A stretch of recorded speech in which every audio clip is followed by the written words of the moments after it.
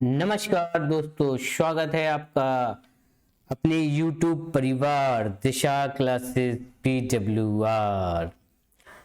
मैं विनोद रायकवार आपके समक्ष पर्यावरण क्लास 2 लेकर आया हूं और इसमें देखते हैं महत्वपूर्ण प्रश्नों के बारे में। हमारा इस क्लास 2 का पहला प्रश्न है, जो जल दिवस कब मनाया जाता है? तो जल दिवस मनाया जाता है 22 मार्च को मनाया जाता है जल दिवस। और फिर पृथ्वी दिवस मनाया जाता है 22 अप्रैल को। इसलिए लिखे हुए हैं कि पेपर में बहुत अधिक पूछे जाते हैं और इसमें भूल जाते हैं। तो पहले जल पीना है मार्च में, और जल पिएंगे और उसके बाद कहाँ? पृथ्वी पर घूमेंगे। तो फिर जल पीने के बाद ही पृथ्वी पर घूमेंगे। तो पृथ्वी दिवस आएगा अप्रैल में और जल पिएंगे मार्च में। इसके बाद हमारा पहला क्वेश्चन समाप्त, दूसरा हो गया। और फिर आया है तीसरा। इसमें लिखा हुआ है जो पर्यावरण संरक्षण अधिनियम है वो 1986 में बना था। तो पेपर में यहीं से क्वेश्चन पूछा जाता कि पर्यावरण संरक्षण अधिनियम है जो वो कब बना, तो आप बताएंगे 1986 में बना। इसमें क्या हुआ था? संयुक्त राष्ट्र का प्रथम मानव पर्यावरण सम्मेलन है वो हुआ था 5 जून 1972 में। कहाँ? स्टॉकहोम में हुआ था। कहाँ हुआ था? स्टॉकहोम में हुआ। इसी से प्रभावित होकर भारत ने पर्यावरण के संरक्षण के लिए पर्यावरण संरक्षण अधिनियम 1986 पास किया। इस अधिनियम में 26 धाराएं और जिन्हें 4 अध्यायों में बांटा गया था। इसी परिप्रेक्ष्य में अगर देखें हम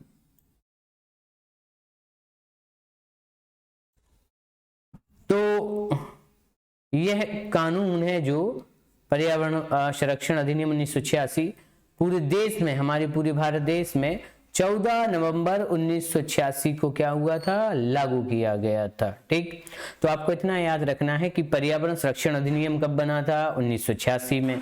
और प्रथम मानव पर्यावरण सम्मेलन कब हुआ था? तो 1972 में। का 5 जून 1972 में हुआ था।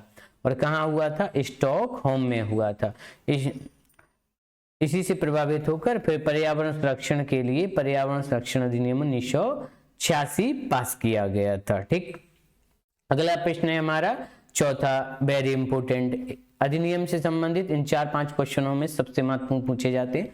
वायु प्रदूषण एवं नियंत्रण अधिनियम ये कब बना था? 1981 में बना था। हमने बताया था कि जब वन संरक्षण बना था, तो वन संरक्षण की बात करें अगर हम, तो वो बना था कब? अधिनियम 1980। वन अच्छे हुए तो फिर वायु बढ़िया होगी, तो 1 साल बढ़ाएंगे इसमें।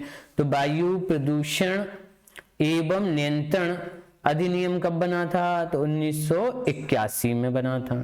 ठीक, तो 2 बातें याद रखेंगे, वन संरक्षण 1980 में और वायु जो प्रदूषण नियंत्रण अधिनियम है 1981 में बना था। अगला प्रश्न हम देखेंगे कि जल प्रदूषण, जल जो प्रदूषण है निवारण एवं नियंत्रण अधिनियम एक कब पारित हुआ था? 1974। तो जब जल की बात चली थी तो जल के 3 साल बाद, यानी कि 3 याद रखना है क्योंकि इसमें उपकर लगने लगा था। फिर जल पे क्या लगना लगा था? टैक्स। जल उपकर प्रदूषण निवारण नियंत्रण अधिनियम ये 3 साल बाद 1974। तो इन दोनों को एक साथ याद रखेंगे हम, 3 साल का डिफरेंस है। तो सबसे पहले जल प्रदूषण निवारण अधिनियम 1974, 3 साल बाद उपकर लगा तो जल उपकर प्रदूषण निवारण और नियंत्रण अधिनियम 1977 को। अगला हमारा 7वां प्रश्न है, पर्यावरण वाहिनी जो योजना है वो कब प्रारंभ? तो वाहिनी से आप क्या लगाएंगे? 1992 में। ठीक है, वाहिनी से जोड़ेंगे, 1992 में प्रारंभ की गई थी, पर्यावरण से संबंधित थी। फिर अगला क्वेश्चन ये वेरी इंपोर्टेंट है, बहुत आता है पेपरों में। ठीक, 8वां क्वेश्चन, स्वच्छ भारत अभियान जो है वो महात्मा गांधी के जन्म दिवस 2 अक्टूबर 2014 को आरंभ किया गया था, प्रारंभ हुआ था। तो इस डेट को आप याद रखें कि 2014 को स्वच्छ भारत मिशन की शुरुआत हुई थी। और यह किसके जन्म दिवस के उपलक्ष्य में शुरू किया गया था? तो हमारे बापूजी महात्मा गांधी, और जो 2 अक्टूबर 2014 को प्रारंभ हुई थी उनके जन्म दिवस के अवसर पर। अगला प्रश्न है, संयुक्त राष्ट्र जलवायु परिवर्तन कोप 26 अभी हो चुका सम्मेलन 2021 ये कहाँ हुआ? तो ग्लासगो में हुआ था। और ये कहाँ हुआ था? ब्रिटेन, ग्लासगो है जो वो कहाँ है? ब्रिटेन में आयोजित हुआ था। ठीक, अगला है कि साइबेरियाई सारस हैं जो 10 वाला क्वेश्चन है। साइबेरियाई सारस हैं जो, सारस को याद रखना, ये पक्षी हैं, ठीक है। सारस भारत में कब आते? तो आप बताएंगे शीतकाल में आते। कहाँ आते? को केवलादेव पक्षी अभ्यारण्य में आते। केवलादेव पक्षी अभ्यारण्य का दूसरा नाम क्या है? तो घाना पक्षी अभ्यारण्य है, घाना पक्षी अभ्यारण्य। अब घाना पक्षी या केवलादेव पक्षी अभ्यारण्य कहाँ स्थित है? तो आप बताएंगे भरतपुर। कहाँ है? भरतपुर। और भरतपुर कहाँ है? राजस्थान। राजस्थान का प्रवेश द्वार किसे कहा जाता है? तो प्रवेश द्वार आपको पता है किसे कहा जाता है? भरतपुर को कहा जाता है, राजस्थान का प्रवेश द्वार कहा जाता है इसको। ठीक, अब 3-4 बातें इसमें पेपर में पूछी जाती कि जो सारस हैं भारत में कहां से आते? तो आप बताएंगे साइबेरिया से आते, साइबेरिया से आते हैं। कब आते साइबेरिया से भारत में? तो शीतकाल में आते। ठीक, शीतकाल में कहां उतरते पक्षी? तो केवलादेव घाना पक्षी अभ्यारण्य जो भरतपुर राजस्थान में स्थित, यहां पर आते हैं। ठीक, अगला प्रश्न की ओर बढ़ते हैं हम, और हमारा 11वां जो प्रश्न है वो है साइलेंट घाटी आंदोलन जो कहां चलाया गया था? केरल में। तो आपको अगर साइलेंट से संबंधित आ जाए कुछ भी, साइलेंट घाटी कहाँ है, ठीक है, साइलेंट का मतलब होता है शांत, तो अगर कहें शांत घाटी कहाँ है तो आप बताएंगे शांत घाटी है जो वो कहाँ है? केरल में स्थित है। तो साइलेंट घाटी आंदोलन हुआ था जो केरल में, और केरल की शांत घाटी अपनी घनी जैव विविधता के लिए प्रसिद्ध है। यहाँ की जो जंगल है इनमें घनी जैव विविधता पाई जाती है। अगला प्रश्न है हमारा कि ग्रीन मफलर का संबंध किससे है? 12वां क्वेश्चन। तो ग्रीन मफलर का संबंध है ध्वनि प्रदूषण से। अब कैसे? तो इसमें क्या हुआ था कि जो सड़क होती है सिटी की, सिटी मतलब शहरों की, तो शहरों की सड़कों के दोनों ओर पेड़ पौधे लगाने से संबंधित है। यानी कि यहाँ पर और यहाँ पर पेड़ पौधे लगा देंगे बड़े, तो यहाँ से जो ध्वनि प्रदूषण उत्पन्न होगा शहरों में, वो ध्वनि को कौन एब्जॉर्ब कर लेगा? तो ध्वनि को ऑब्जर्व कौन कर लेगा? पेड़ पौधे कर लेंगे, जिससे ध्वनि प्रदूषण कम फैलेगा। यहाँ पर जो ध्वनि पर्यावरण का प्रदूषण है वो कम होगा। इसीलिए इसको, इस परियोजना को कहा जाता कि शहर की जो सड़कें हैं उनके दोनों ओर पेड़ लगाना, वृक्ष लगाना। ये किससे संबंधित है? तो ये संबंधित है ग्रीन मफलर से। और ग्रीन मफलर का संबंध किससे है? तो ध्वनि प्रदूषण को कम करने से, क्योंकि वहां पर आवाजाही है शहरों में, वो वाहनों की अधिक रहती है, इस वजह से ध्वनि प्रदूषण होता है। तो उसके लिए चलाई गई योजना थी ग्रीन मफलर। ठीक है ना, इस बात को आप विशेष ध्यान करें। एक बात और दोस्तों, अगर आपको यह चैनल बढ़िया लग रहा हो, आपको प्रश्न में दम लग रहे हो, तो आप इस चैनल को सब्सक्राइब करें, दोस्तों को कहें सब्सक्राइब करने, लाइक करें, कमेंट करें, और अधिक से अधिक मैं ऐसे प्रश्न आपके समक्ष दूंगा कि कम कंटेंट के साथ अधिक इसमें वैधता होगी।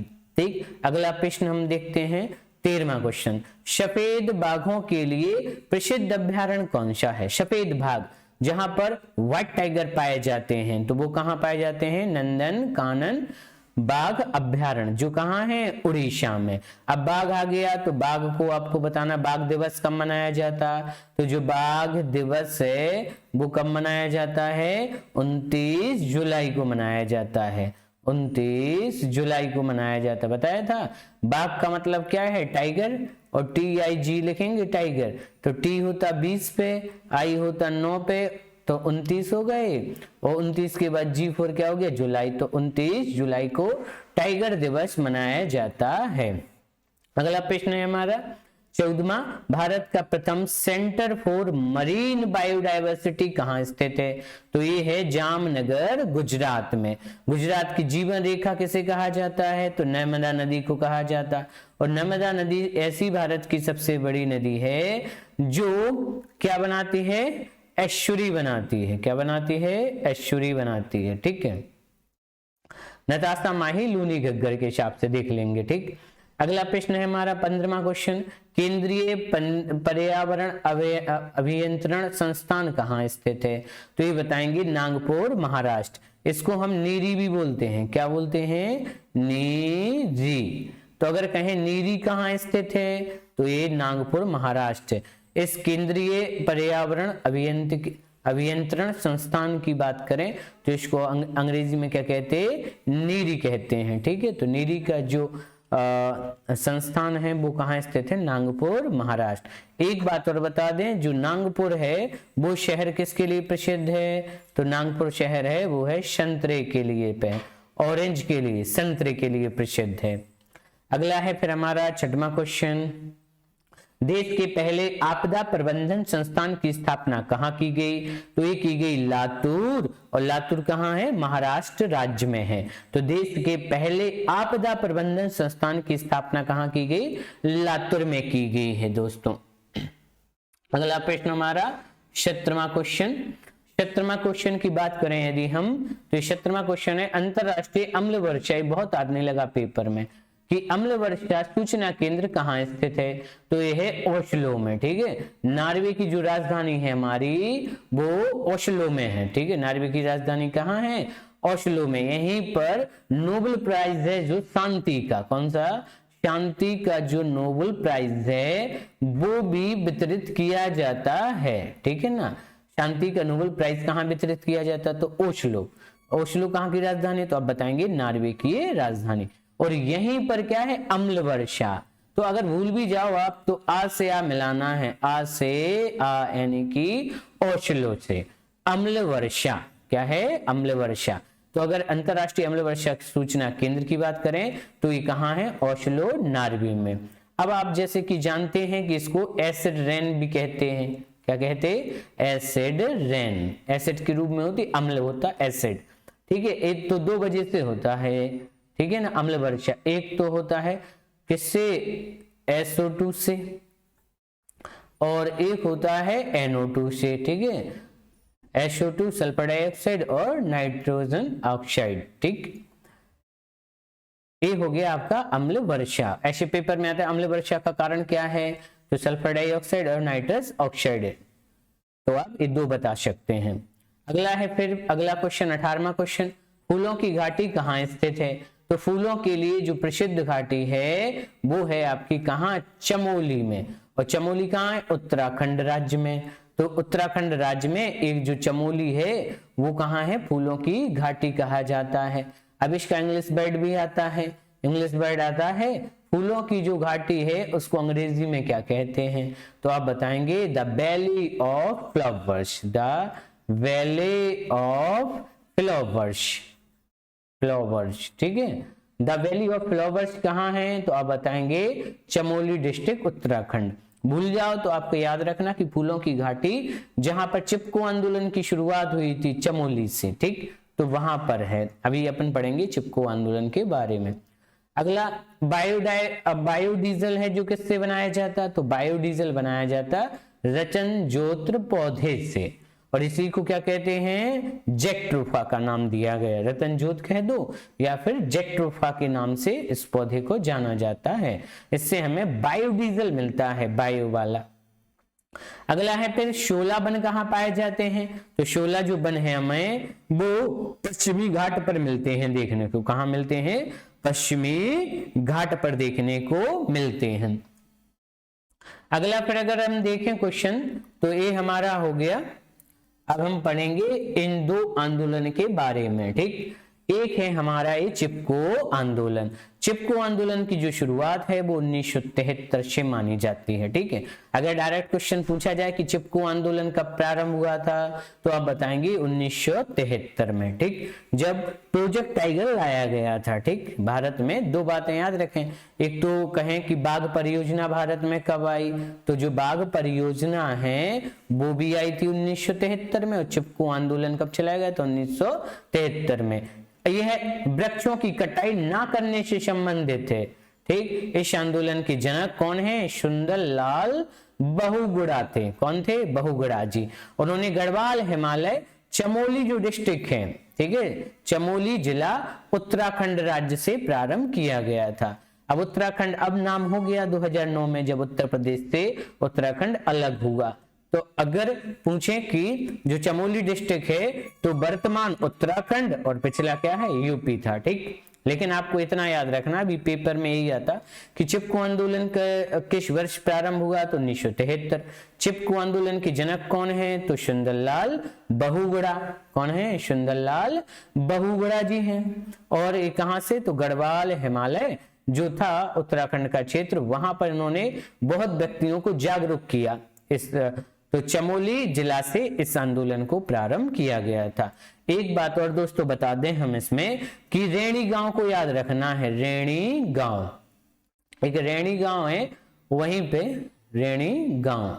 तो रैणी गांव से जो महिला थी इसमें, वो कौन थी, तो महिला का जो नाम था वो था गौरा देवी। क्या था, गौरा देवी। वैसे इस आंदोलन की जो शुरुआत है वो गौरा देवी ने ही की थी। क्यों, क्योंकि यह जो आंदोलन था वो महिलाएं इसमें अधिक थीं। इस आंदोलन को चलाने वाली महिलाएं अधिक थीं, क्योंकि उन्हें वन से दो चीजें प्राप्त होती थी। ठीक है ना, एक तो खाने के लिए चीजें मिलती थी वन से, ठीक, और एक उनका जल चक्र जो जीवन व्यस्त था वो, तो ये दोनों प्रभावित हो रहे थे। तो इसलिए महिलाओं ने इस आंदोलन में बढ़ चढ़कर हिस्सा लिया। तो अगर पूछे कि चिपको आंदोलन है जो, उसको चलाने वाली कौन थी, तो आप बताएंगे इसमें अधिकतर क्या थी, महिलाएं थी। ठीक, और महिलाओं में पूछे कि वृक्ष महिला किसे कहा जाता, या वृक्ष मित्र किसे कहा जाता, मित्र। ठीक है, तो वृक्ष मित्र के नाम से अगर देखें तो अगर पुरुषों में बात करें तो वृक्ष मित्र कहा जाता है सुंदरलाल को, और अगर कहें कि ट्रीज वुमेन किसे कहा जाता है, ठीक है, तो गौरा देवी को कहा जाता। और गौरा देवी ने इस आंदोलन की शुरुआत किस गांव से की थी, तो आपको याद रखना है रैणी गांव। ठीक है दोस्तों, इस बहुत ही महत्वपूर्ण प्रश्न है, इसको हमने डिटेल में साझा किया है। फिर इसी को देखते 1973, जैसे कि आप देखते चिपको आंदोलन है जो वो हुआ था 1973। इसके 10 साल बाद, कितने साल बाद, 10 वर्ष बाद, 10 वर्ष बाद अपेक्को आंदोलन की शुरुआत की गई थी। ठीक है, अब अपेक्को जो आंदोलन है वो, अपेक्को का मतलब है कर्नाटक के उत्तरा कन्नड़ क्षेत्र में शुरू हुआ और 10 साल बाद हुआ था, तो 1983 में। यह आंदोलन 83 पलट दो तो 38 दिन तक चलता रहा और वनों और वृक्ष की रक्षा के लिए चलाया गया था। ठीक, वनों और वृक्ष की रक्षा के लिए। इसमें क्या हुआ था कि जैसे पेड़ है, और पेड़ को क्या है, यहाँ पर जो कंपनी थी, जो भारत चीन युद्ध हुआ था 1962 में भारत चीन युद्ध हुआ था, तो भारत और चीन जो था वो अपनी सीमा विस्तार करने में लगा हुआ था। तो 1963 के बाद फिर इस पे है जो भारत ने अपनी सड़कें बनाना स्टार्ट कर दी थी चीन तक पहुंचने के लिए, क्योंकि वहां पे सेना कैसे पहुंचती, तो उसके लिए पेड़ वनों को काटा जा रहा था। और भी कुछ रीजन थे, अकेला यही नहीं था। तो इसमें क्या हुआ था कि जो पेड़ कट रहे थे, तो उससे जो ग्रामीण क्षेत्र इलाके थे उनको इसमें जो संसाधन अपना समझते थे, तो इस वजह से उन्होंने इस आंदोलन को चलाया। और इस आंदोलन में पेड़ जो काट रहे थे, तो इसमें जो पुरुष महिलाएं हैं वो पेड़ों से चिपक जाते थे और पेड़ों से चिपक कर कहते थे कि साहब सबसे पहले हमें काटो, फिर हम पेड़ को आपको काटने देंगे, पेड़ को हम बाद में काटने देंगे, पेड़ को हम क्या करेंगे, बाद में काटने देंगे। तो पेड़ों से चिपके, इसलिए इसका नाम पड़ा चिपको आंदोलन। और चिपको आंदोलन की ही तर्ज पर जो हमारा नया ये आंदोलन आया जो कर्नाटक क्षेत्र में हुआ, कन्नड़ भाषा का शब्द है, कहाँ का है, अपेक्को, कन्नड़। अपेक्को का मतलब होता है चिपको, चिपको, ठीक है, अपेक्को का मतलब होता है चिपको। तो ये चिपको आंदोलन है, चिपको आंदोलन का ही रूप है। 10 साल बाद कहाँ चलाया गया था, कर्नाटक क्षेत्र में, और 10 साल जोड़ देंगे उसमें 1983 आ जाएगा। और वनों और वृक्ष की रक्षा के लिए चलाया गया आंदोलन है। ठीक है, तो दोस्तों आपसे एक निवेदन है कि ऑनलाइन क्लास करने के लिए हमें 1000 सब्सक्राइबर करने पड़ेंगे, तब हमारी ऑनलाइन जो क्लास है वो हो जाएगी स्टार्ट। ठीक है, ये यूट्यूब का रूल है। तो इसको आप अधिक से अधिक सब्सक्राइब कराएं। जो पढ़ते हैं बालक, प्रतियोगी परीक्षाओं की तैयारी कर रहे हैं, सभी के लिए है ये। ठीक है, चैनल धीरे धीरे इसमें सारी जो डिटेल्स हैं अपलोड आप तक साझा की जाएंगी। कम से कम मटेरियल देंगे और यकीन मानिएगा पेपर परीक्षा में आपको यहीं से सारे प्रश्न छपे मिलेंगे उसमें। तो सब्सक्राइब करिएगा और लाइक भी करिएगा, ठीक है, और कमेंट भी करिएगा।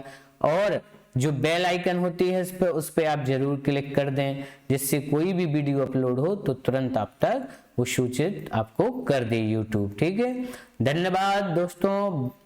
और दिशा क्लासेस BWR चैनल को अधिक से अधिक सभी प्रतियोगी परीक्षार्थी हैं जो उन तक पहुंचाने का कष्ट करें। धन्यवाद, वंदे मातरम, जय हिंद दोस्तों। अगली हमारी जो क्लास होगी वो क्लास 3rd होगी। कौन सी होगी? Class 3rd। तो इन प्रश्नों को आप नोट कर लें और बढ़िया तरीके से इनको बार बार रिवाइज कर लें, बार बार वीडियो देखें, जिससे कि आपकी दिमाग में सारी बातें आ जाएं। Thank you for watching Disha classes BWR।